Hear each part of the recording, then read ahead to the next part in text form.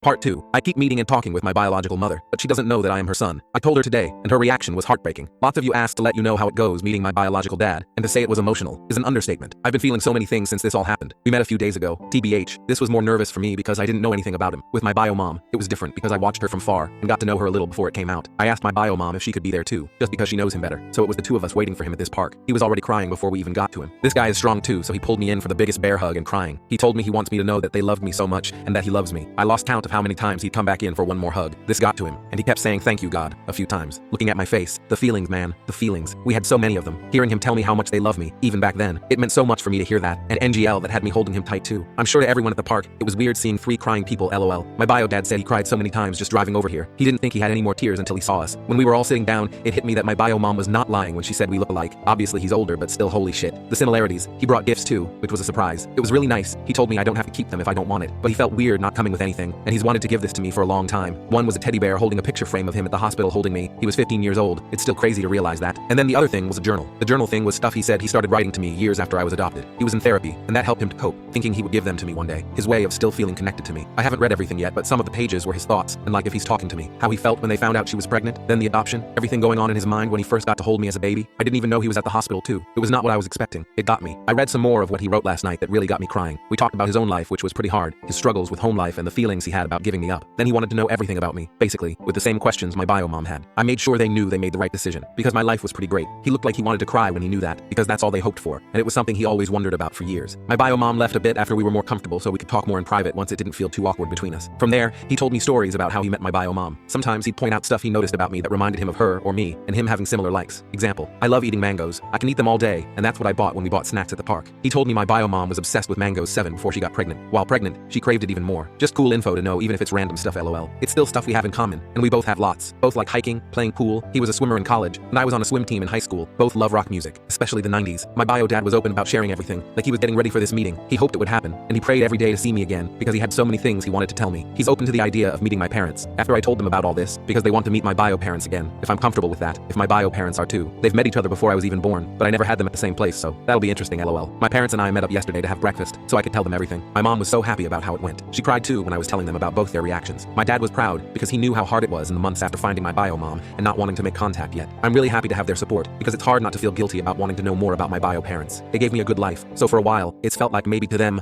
I'm showing them that wasn't good enough for me, and I'd rather have my bio parents. But they told me many times they want me to do this for myself, and they know how much I love them, and I do. Finding them and meeting them was hard, but it was so worth it to me, and seeing their reactions made it feel even more worth it. And to all the birth parents out there who made this sacrifice, thank you. It's because of you that there are kids out there like me who get to have a great life with loving parents.